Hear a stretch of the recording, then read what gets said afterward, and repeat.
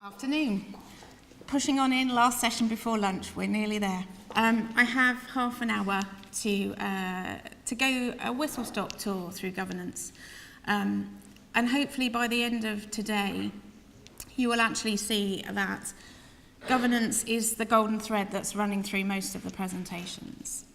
So hopefully, although I've only got half an hour with you, and I know that you're cheering at that, you will see and particularly hear some powerful messages from my chief nurse colleagues later of the challenges that, some of the governance challenges that a board has.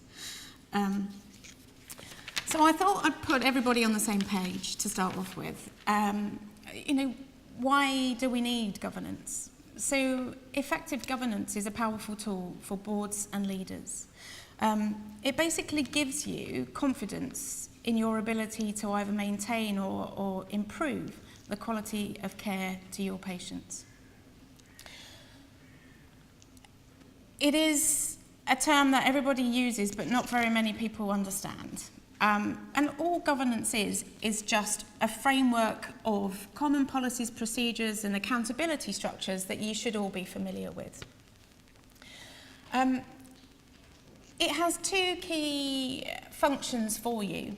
The first is allowing the timely escalation of risks and issues to you as leaders about staffing issues, workforce, well-being, and anything that could potentially impact on the quality of care that we deliver to our patients and our service users. The second is the positive assurance that you get through insight, intelligence, and reports as a consequence of the issues that have been raised, that those issues have been adequately resolved and have been effectively sustained. Now, I've always loved governance, I don't know why, but not everybody's really understood the importance. But the NHS and in particular the regulators are now picking up on the importance of both effective leadership and strong governance systems to really understand how well an organisation is performing. And as a consequence, we have developed a series of guidance, including the well-led framework, but also the CQC as the regulator are now doing bespoke well-led inspections as part of their wider CQC inspections of organisations. So in relation to the context of staffing, so, historically it was very apparent through the Mid-Staffs investigation and through the Kirkup independent inquiry into Liverpool Community Services that governance around staffing levels in particular was weak and has led to a deterioration of care over a short and long time period of time, and also about the balance between the financial challenges and the operational challenges that an organisation is facing and the delivery of high quality care.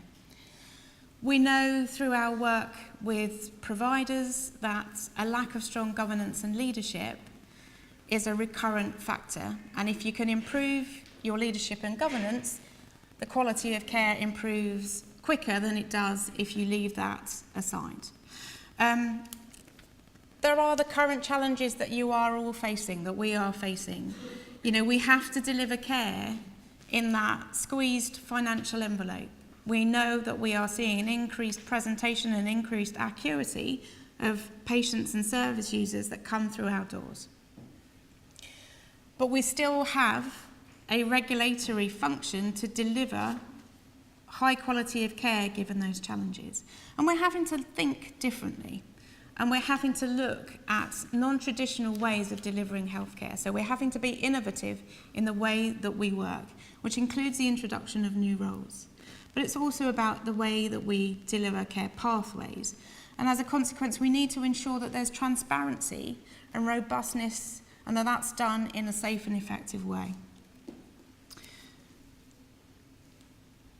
I'm going to focus my conversation with you today on two component parts of governance. The first, hopefully, is more familiar to you, which is that line of sight from the teams and the services through to the trust board and back down again. So those governance building blocks that hopefully everybody in this room understands in their own organisations.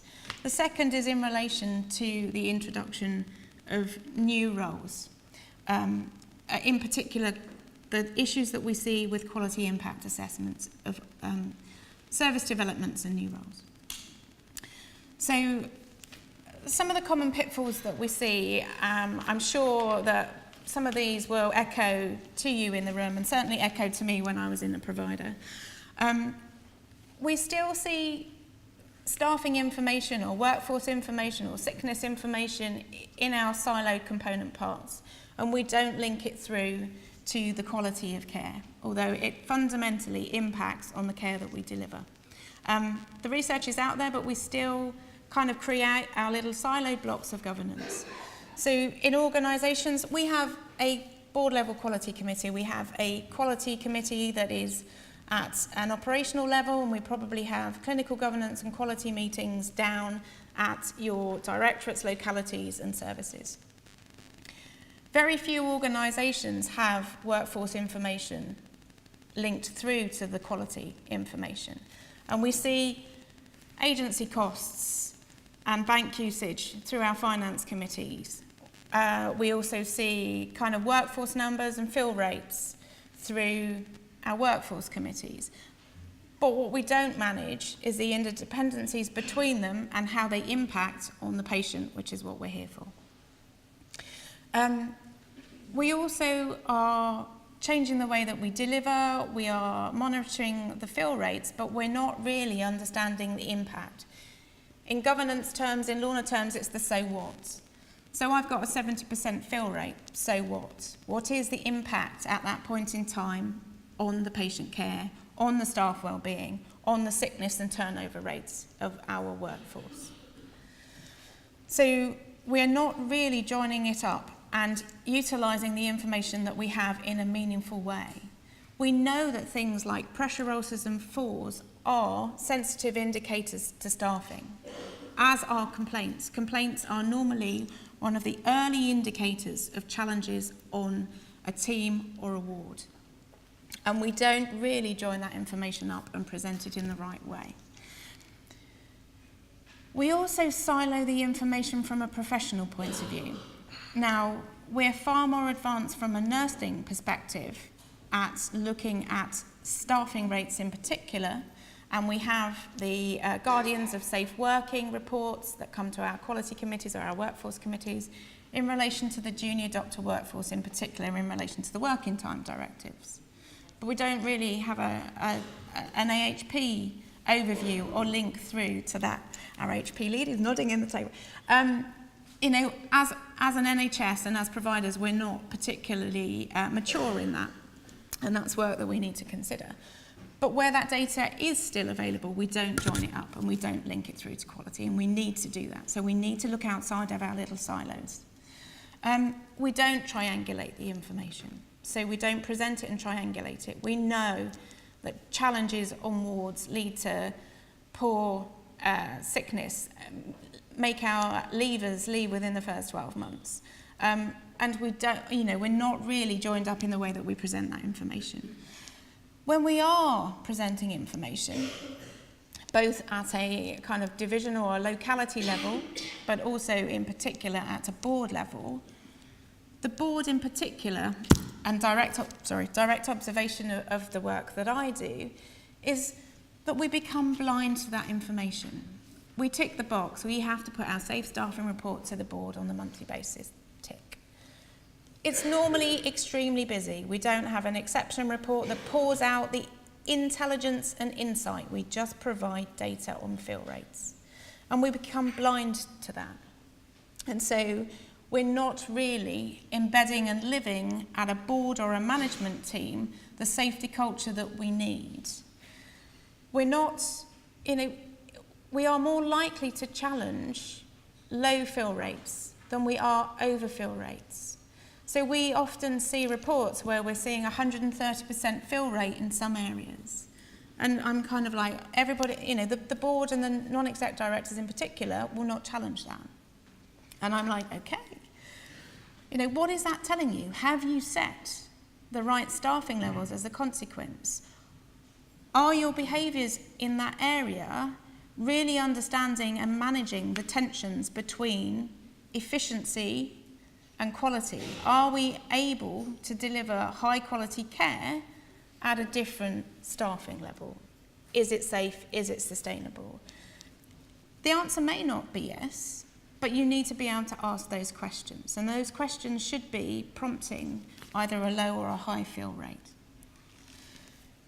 So from our perspective, from an effective governance structure, we need to have governance components that allow the insight of staffing and workforce issues at every building block of the organisation, whether that is day-to-day operational management of shifts through your normal escalation procedures.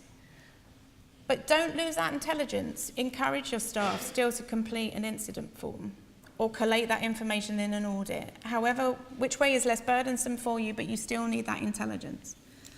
At a team and award level, how are you monitoring that over time so you really understand that it wasn't just a blip in those patients that came through and an increase in acuity in that week, that actually there is a wider issue that we need to look at. Organisations are using really effectively heat maps that map staffing levels against the proxy quality metrics and workforce metrics that give a really quick and dirty glimpse of what's really going on, and they're really effective. Some other organisations are linking it back to ward accreditation processes. So when you're going into the wards to look at how you're meeting your constitutional standards, you are actually looking at staffing in the round. And we've just published guidance on how you can build an effective ward and unit accreditation system. So there's a hyperlink there. We're plugging the work that Hilary Lloyd has done at Gateshead. So you need to see and have the ability to have the staffing narrative all the way through your governance building blocks. And you need to link those conversations to the quality outcomes that are important. From a board's perspective, it gets slightly more difficult in that we have some external focus that needs to come in. So you need to ensure that your acuity and dependency is done well, and that that's transparent, and that you know that you are using those tools in the right way. One of the key things that we're seeing, healthcare at the moment is extremely challenging and extremely responsive. And if you look at the long-term plan, we are looking at different models. But our workforce plan has sat on the shelf for the last 5 years and doesn't reflect the services or the way that we want to deliver care. But we are mapping our workforce against that. So from a board's perspective and as a senior leader's perspective, you do need to ensure that you are refreshing your workforce plans to reflect the care in the forthcoming years in the way that you are expected to deliver those innovations, and not set it against something that was historical and is not really reflective of where you are. And from a governance perspective, because we have seen challenges, which is why we have created the workforce safeguards.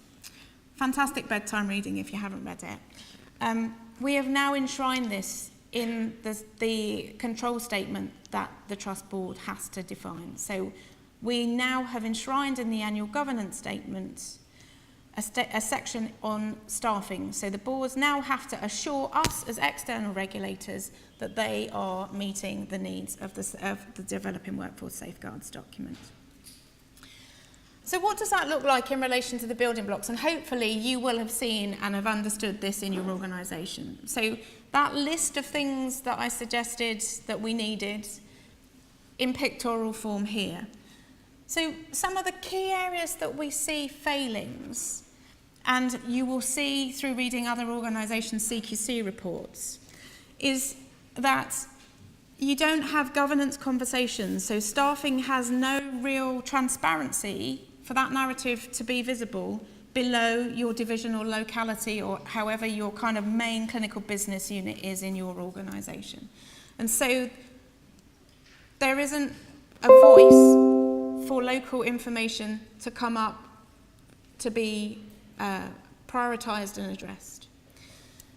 We see still issues raised in relation to the mid-staffs, in that there is a disconnect between the information and intelligence and insight that the divisions have and what is coming up to the executive management team, and in particular from an assurance point of view, evidence that it's being addressed through your governance side. And the other side is that we are controlling all of that intelligence and information through the delivery route. So information and intelligence and evidence is only flowing through the divisional route, which doesn't allow non-exec directors visibility of the key challenges in the organisation. And it links back to their role as unitary board members. Non-exec directors need to have oversight of this information because their role is to hold the executive team to account. So if they're not aware of the issues and the tensions that exist in your service areas in relation to that interplay between ops and staffing and potentially efficiencies, then they're not able to fulfill their obligations. And so it's really important that the insight and intelligence and evidence that it's being addressed, assurance, flows through the right-hand side. So the left-hand side as you're looking at it. So the green side, the assurance route, assurance evidence, evidence that things have been addressed. Sorry, this is the governance pedant coming out at me. So, even in the most mature and really high-performing organisations, there is still the danger for it all to be reassurance. You see the nurse in charge of the ward, the matron, the clinical lead for the area standing up and saying, I've done a walk round, I can assure you that my services are safe. That's not assurance, that's reassurance. I want to see the evidence, and so does the board. And assurance, in its truest form, assurance without doubt, evidence, also protects you as leaders to evidence that you have raised the issue, and if it's not being addressed, you have the ability to escalate. And it is transparent to both your board members and to the external world that these issues are known and potentially not being addressed in the way that you would want them to be. So that, hopefully, is familiar to you and you understand it as your normal governance structures. We see issues in relation to that, but they're not as prevalent as we see in relation to the new roles and the quality impact, i.e. safeguarding quality in relation to efficiencies and introductions of service developments in relation to staffing changes and the reprofiling of delivery. And so for us, we actively see this, and you're going to hear about this afternoon. This is what we still really actively see in organisations, which is why, again, we've had to pull all of the historical evidence and guidance that existed way back from 2010 onwards into one place to remind organisations of their responsibilities. It also, because of the prevalence of the introduction of new roles, advanced practice, and crossing over of those traditional care delivery boundaries, was explicit in the fact that we do now expect a risk assessment, a quality impact assessment of new roles, as well as the existing requirements to undertake a risk assessment to safeguard quality in relation to service developments and efficiencies. So again, why are we talking about this? Again, it links back to the healthcare that we have to deliver and the challenges that we face at the moment. So given our financial climate, organisations are having to look in a different way to the delivery of care, but also quality is no longer king. So post Mid-Staffordshire, quality trumped everything. We now see, through the guidance at the National Quality Board, through the Care Quality Commission, and through what we're saying through the Single Oversight Framework, that a well-led organisation, an effective organisation, manages to effectively balance the tensions between challenged finances, efficiencies, operational performance, while still maintaining high quality care. You cannot drive quality without really understanding whether it's value for money. And so organisations are having now to have those challenges. And, where in the past, the clinical executives could say, no, absolutely no way are we going to risk moving forward with this efficiency or with this service development, because it is clearly foreseeable that there may well be harm. The board is now having to have a robust discussion based on their risk appetite as to whether, if you allow that to express itself in the next 6 months while heavily monitoring the impact of that, can we allow this new way of working? And so the board itself is having to have really difficult conversations, and it creates tensions between the executives, in particular the finance director and the executives with the quality portfolio. So it's really challenging for organisations at the moment. And we are still seeing, I heard last week in an organisation that I was working with, that the finance director had set the budgets on the outturn costs and not on the safe staffing guidance for whole term equivalents. And so we are still seeing in organisations workforce reprofiling based on cost and not against the guidance. And so this really is still a live issue in organisations, particularly the last few months and now as we are setting budgets and setting your business plans for the year. The guidance is really clear. Actually, the National Quality Board guidance back in 2012 is a really good piece of guidance and is really clear about how you can protect yourselves in the organisation to evidence safe staffing, really, to be able to evidence back to the Department of Finance that you are not going to cut workforce in those areas, and potentially replacing certain roles with other roles isn't in the patient's best interest. What I'm going to focus on in the next few slides is two component parts, the two key parts from my perspective. One is clinical engagement. Never underestimate the value of clinical engagement. And the second is how to effectively undertake a quality impact assessment and some of the pitfalls that we're seeing. The evidence is out there, and the more you engage, the more likely it is that you will succeed. So if you engage clinicians at the very beginning of the infancy of how you create the way that you're going to develop services, they are more likely to succeed, rather than consulting with them as a fait accompli once you have decided that that's how you're going to deliver services.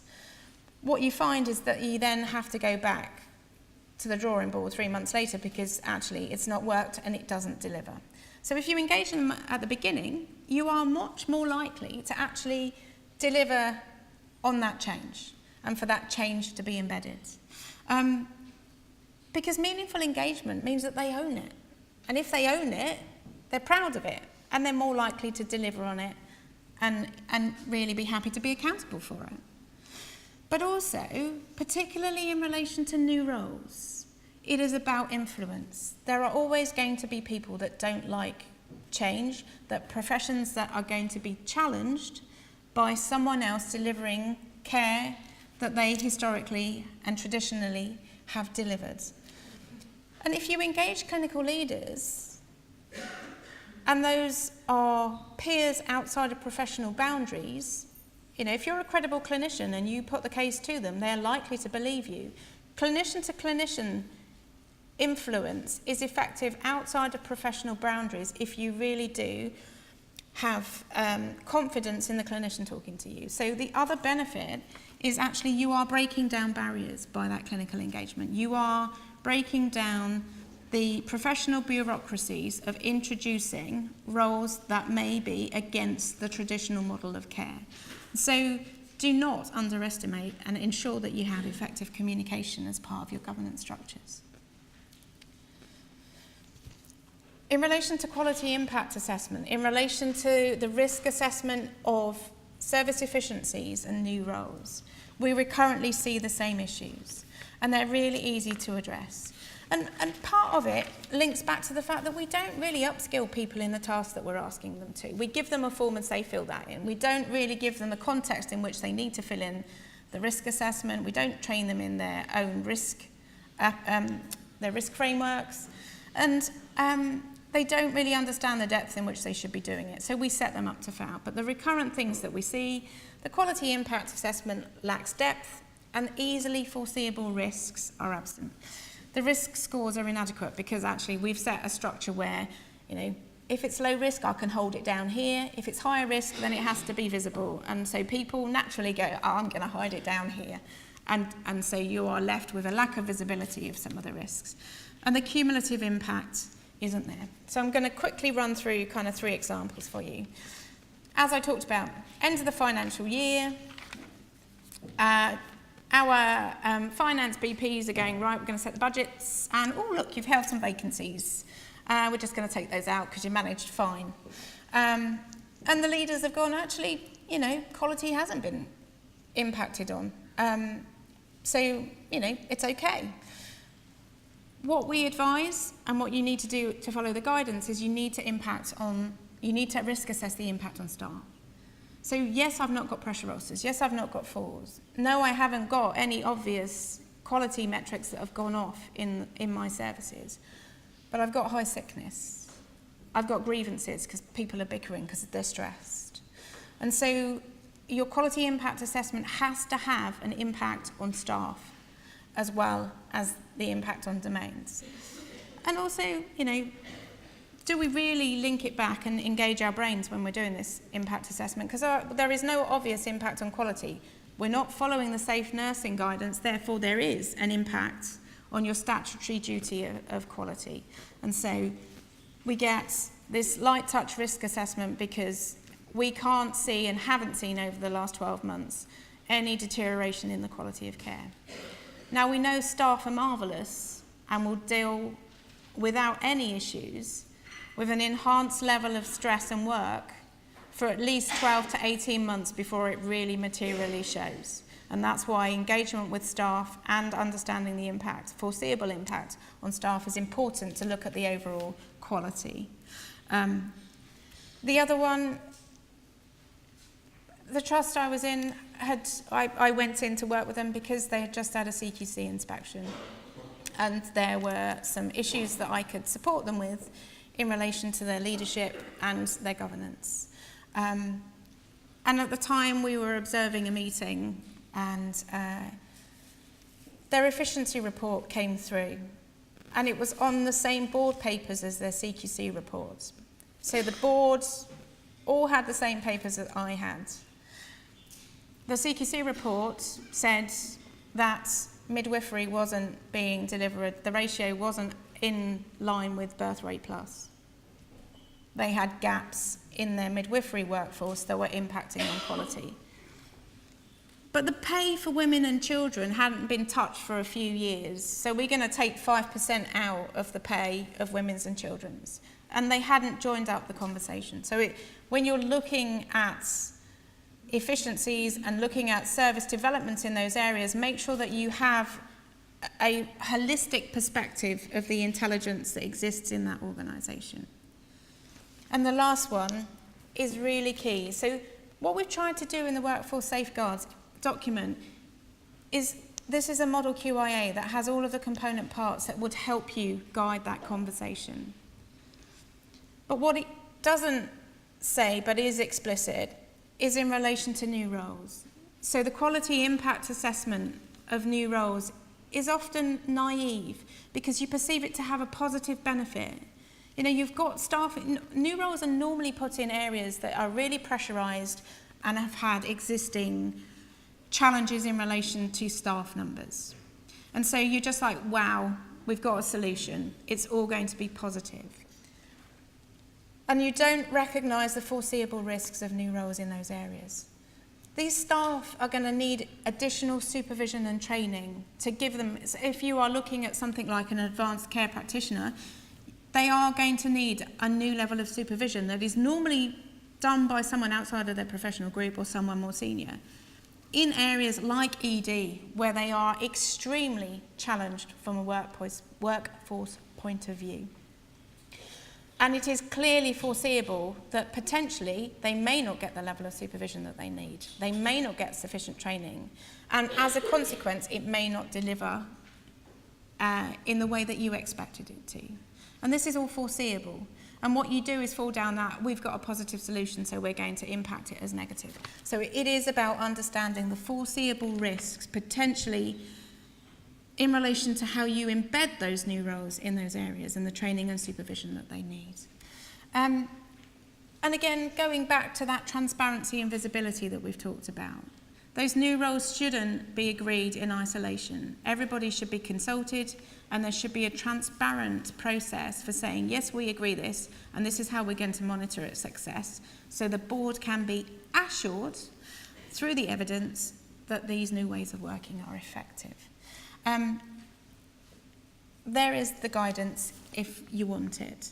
So hopefully that hasn't bored you too much and you're ready for lunch, but it has just reinforced some of the really live issues that exist, particularly in relation to the profiling of new roles as you are developing your workforce.